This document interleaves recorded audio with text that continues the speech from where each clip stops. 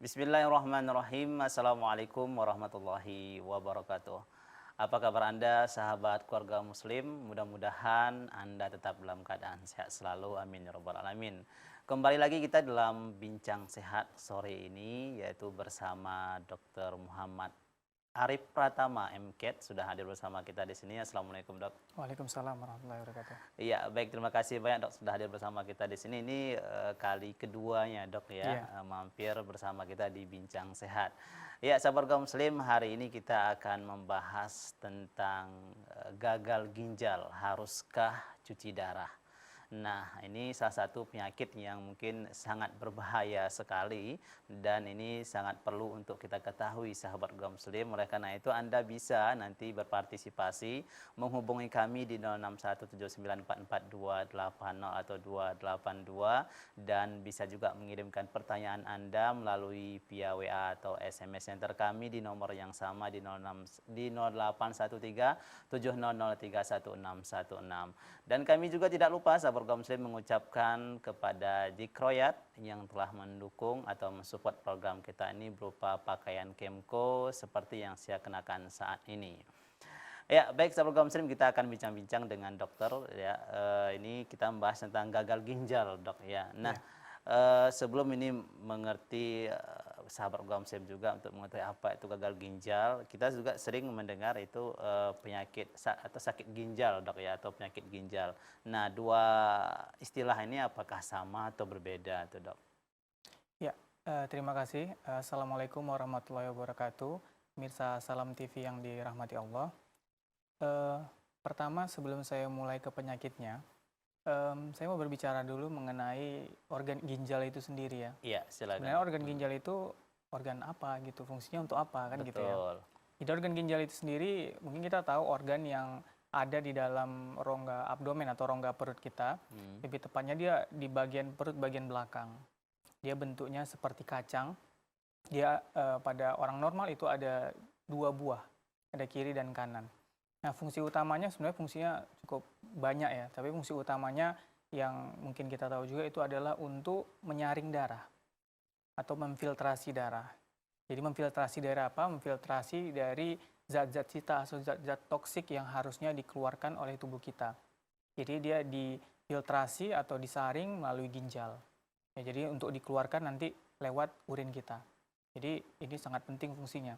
Selain itu juga fungsi ginjal yang lain itu untuk menghasilkan salah satunya eritropoietin. Ini salah satu hormon yang penting dalam produksi sel darah merah kita. Ya, erat kaitannya nanti untuk kita mengetahui bagaimana proses perjalanan penyakit ginjal itu sendiri.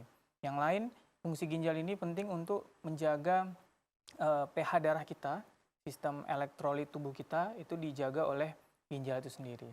Nah, penyakit ginjal sebenarnya banyak, ya Bang. Jadi segala sesuatu yang bisa menyebabkan kelainan atau kerusakan kepada ginjal bisa kita sebut dengan penyakit ginjal. Bisa dalam artian penyakitnya itu penyakit bawaan, penyakitnya keganasan atau tumor, penyakitnya itu peradangan, ataupun penyakit yang kita sebut dengan penyakit autoimun itu bisa. Nah, gagal ginjal itu sendiri adalah akibat dari penyakit ginjal yang berupa tahap akhir. Jadi tahap akhir kita sebut dengan gagal ginjal. Gagal ginjal berarti gagal ginjal ini lebih bahaya atau lebih parah seperti itu, Dok? Iya, jadi keadaan finalnya gitu ya, tahap akhir. Nah, kalau istilah batu ginjal itu masuk ke penyakit ginjal atau di kantung kemih itu bagian mana, Dok? Itu atau apa bisa dimasukkan ke istilah penyakit ginjal ini juga atau gagal ginjal? Ya, jadi penyakit ginjal banyak. Salah satunya termasuk itu adalah penyakit batu ginjal. Batu ginjal sendiri seperti namanya ada batu di ginjal dan saluran kemih gitu. Oh, seperti itu, Dok. Ya, jadi dari ginjal seperti saya sebutkan di awal fungsinya kan untuk memfiltrasi zat-zat sisa yang nantinya akan dikeluarkan lewat urin. Nah, jadi salurannya mulai dari ginjal ada namanya nanti ureter, baru nanti dikumpulkan di kandung kemih. Jadi tiap saluran itu juga bisa terbentuk batu di situ. Begitu. Nah. Dan batu ginjal ini juga di akhirnya nanti bisa menjadi gagal ginjal bisa. Gitu. Berarti gagal ginjal ini ya di mana ginjal tidak dapat lagi menjalankan fungsinya seperti itu dok ya. Oke, maka itu disebut dengan istilah gagal ginjal. Tapi sebelum masuk ke gagal ginjal itu bisa juga terjadi dulu proses sakit atau penyakit-penyakit yang lain dok ya, penyakit ginjal seperti itu. Nanti akan dokter jelaskan juga apa-apa saja mungkin ya penyakit-penyakit yang bisa mengarah komplikasinya ke gagal ginjal dok ya. Nah sebelum itu dok penyebabnya itu banyak nggak dok, misalnya dari makanan, dari eksternal atau dari internal dari tubuh kita, ada nggak dok sehingga terjadinya gagal ginjal? Ya. Jadi untuk gagal ginjal ini sendiri secara umum kita bagi menjadi dua. Ada yang mungkin pernah dengar namanya gagal ginjal akut dan gagal ginjal kronik. Ya, kalau istilah medisnya gagal ginjal akut disebut dengan acute kidney injury dan gagal ginjal kronik disebut dengan chronic kidney disease. Jadi istilah ini pun mungkin sering kita dengar ya, akut sama kronik. Iya betul. Sebenarnya apa beda akut dan kronik ini gitu ya? Iya silakan dok. Kadang mungkin di masyarakat suka agak kebalik gitu ya. Jadi akut dan kronik ini menyatakan perjalanan dari penyakitnya itu.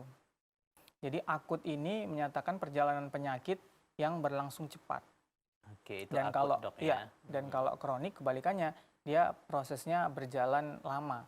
Ya progresifnya lama. Oke, dan ini gagal ginjal ini termasuk bisa dua-duanya? Bisa dua-duanya, ada gagal ginjal akut dan ada gagal ginjal kronik. Oke, nah yang biasanya yang diderita oleh masyarakat itu yang kronis apa yang akut? Ya, dan juga dua-duanya sering diderita oleh masyarakat. Jadi patokannya kalau di gagal ginjal ini mungkin di penyakit yang lain berbeda, tapi kalau di gagal ginjal ini patokannya adalah 3 bulan. Jadi di atas 3 bulan penyakit ginjal itu kita sebut dengan gagal ginjal kronik. Gagal ginjal kronik itu di atas 3 bulan. Dan kalau gagal ginjal akut prosesnya berjalan cepat, biasa dalam waktu beberapa hari sampai maksimal itu 3 bulan. Oke, jadi bisa dalam hitungan hari ini bisa terjadi dok ya penyakit gagal ginjal seperti itu. Itu faktornya apa aja tuh dok? Nah, kalau untuk gagal ginjal akut, ini faktor penyebabnya ini itu kita bagi menjadi 3. Faktor penyebabnya istilahnya disebut dengan prerenal. Prerenal ini adalah faktor-faktor yang menyebabkan aliran darah ke ginjal itu berkurang secara tiba-tiba. Misalnya seperti kasus dehidrasi. Orang luka bakar, orang dehidrasi berat misalnya diare berat, kemudian penyakit-penyakit yang menyebabkan aliran darah yang berkurang, pompa jantung yang berkurang, misalnya orang serangan jantung, bisa komplikasi jadi gagal ginjal? Bisa. Jadi karena jantung ini kan fungsinya untuk memompa darah. Jadi yang memompakan itu pompanya rusak, aliran darahnya nggak sampai ke jantung, ke ginjal. Dan kemudian bisa juga karena pembuluh darahnya mengalami pelebaran. Misalnya seperti keadaan infeksi berat yang sering kita sebut dengan istilah sepsis namanya. Nah itu juga menyebabkan aliran darah ke ginjal berkurang. Terjadi gagal ginjal akut yang penyebabnya prerenal atau sebelum renal. Kemudian bisa juga gagal ginjal akut ini penyebabnya di ginjal itu sendiri. Misalnya infeksi pada ginjal atau inflamasi yang kita sebut dengan glomerulonefritis. Kemudian keracunan obat-obat, misalnya antibiotik kalau kita minum dalam dosis yang besar atau antibiotik tertentu yang memang dia toksik terhadap ginjal, itu bisa menyebabkan gagal ginjal akut. Oke, ini mungkin kenapa ya minum obat itu harus sesuai dengan resep dokter dok ya? Iya, itu yang gagal ginjal akut yang penyebabnya ginjal. Nah terkait tadi yang Bang Daus sampaikan, apakah batu ginjal itu bisa? Itu yang penyebabnya itu postrenal atau setelah ginjal. Jadi ada hal-hal yang menyebabkan aliran urin itu terhambat. Misalnya tadi ada batu di salurannya sehingga bisa mengganggu aliran urin. Ada tumor. Terus batu ini memang batu terbentuk di dalam kandungan kemih itu atau memang batu yang masuk, gimana dok? Batu yang terbentuk di dalam saluran kemih itu sendiri. Berarti bukan dari batu dari luar termakan kemudian iya, masuk enggak. langsung. Jadi kalau yang kita menutup makan kandung kemih bukan seperti beda itu. salurannya, iya. Itu beda dok. Beda salurannya, itu saluran pencernaan. Kalau ini batunya terbentuk dari saluran kemih itu sendiri. Bisa batunya bersifat dari kalsium atau bahkan batu yang bersifat asam. Misalnya apa? Batu dari asam urat. Selama ini kita tahu mungkin asam urat kenanya ke sendi, tapi bisa juga asam urat itu mengkristal membentuk batu di saluran kemih. Batu asam sitrat dari vitamin C. Oh, jadi nggak Jadi boleh banyak-banyak vitamin C juga dok ya? ya memang segala sesuatu yang berlebihan kan memang nggak bagus gitu. Betul. Itu vitamin C yang ada pada tumbuh-tumbuhan, sayuran, nabati atau minum obat tablet gitu dok? Ya, jadi biasanya kalau vitamin C itu Hmm. kita butuh satu harinya itu nggak terlalu banyak, di bawah 100 miligram kita butuh. Oke. Sementara kalau kita dapat intake dari makanan, kita makan makanan atau sayuran ataupun buah-buahan itu Iya. biasanya nggak akan berlebih. Biasanya yang sering berlebih itu dari intake kita dari suplemen-suplemen Suplemen, ataupun oke. suntikan-suntikan yang tidak kita barengin dengan Mm-mm. konsumsi atau minum air putih yang banyak. Iya, alhamdulillah dok ya. Saya kirain tadi dari sayuran, Enggak, buah-buahan, jadi biasanya tidak takut akan juga berlebihan. makannya dok ya kalau banyak seperti itu. Ya, Iya, ternyata memang suplemen-suplemen atau suntikan ini harus juga dengan sesuai resep dokter juga ya, dok ya. harus Tidak boleh berhati-hati. sembarangan ke tempat perawatan khusus kecantikan. Mungkin di situ bukannya dokter dok ya. Jadi disuntikkan dan sebagainya berbahaya sahabat kaum muslim. Nah, kemudian dok tadi juga bisa karena dehidrasi.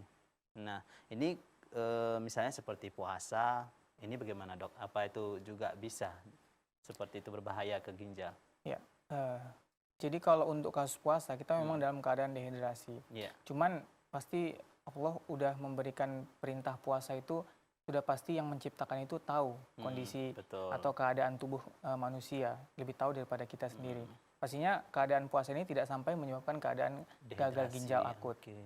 Biasanya dehidrasi dalam tingkatan yang lebih parah dibandingkan puasa. Oke, iya iya Misalnya iya. seperti tadi saya katakan Hmm. luka bakar. Luka bakar itu apalagi luka bakar yang luas Hmm. itu bisa terjadi penguapan yang besar-besaran sehingga eh, kadar cairan dalam tubuh akan menurun sehingga darah kita akan menjadi lebih kental sehingga alirannya menjadi lebih lambat begitu. Oke, nah kalau orang nih dok tidak minum-minum itu berapa hari bertahan itu dok dehidrasinya itu bisa menyebabkan apa namanya bisa merusak ginjal itu. Oke. Pertama kalau untuk berapa harinya ini sebenarnya tergantung pada orangnya, Iya. nggak sama semuanya. Jadi eh, tentu orang yang besar dan orang yang kecil itu konsumsi atau porsi daripada kadar air kita itu kan beda-beda. Tentunya orang yang badannya lebih besar Iya. itu porsi airnya lebih besar juga dan tidak minum dalam waktu yang lebih singkat akan menyebabkan kelainan ginjal yang lebih parah gitu dibandingkan orang yang berat badannya atau ukuran badannya lebih kecil begitu. Jadi itu sebenarnya tergantung kepada orangnya sendiri, tidak sama semua orang. Oke, nah itu sabar gomsi itu faktor pertama tadi dok ya untuk yang akut dok tadi. Akut, Dok. ya, Oke. itu gagal ginjal akut. Faktornya hanya itu saja atau ada lagi dok? Itu tadi kita bagi menjadi 3 jadinya. Jadi yang bisa prerenal, renal, dan postrenal. Oke. Nah kemudian kalau kronisnya gimana dok faktornya? Nah, kalau kronis, ini biasanya penyakitnya disebabkan oleh keadaan-keadaan penyakit lain yang juga kronis.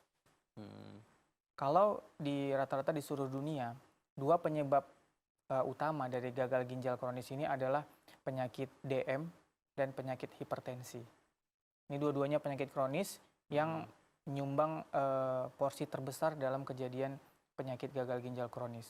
Yang lain itu ada juga, misalnya tadi saya sebutkan peradangan di ginjal, glomerulonefritis kronis, ataupun penyakit lupus, autoimun. Jadi imunnya itu menyerang badannya sendiri.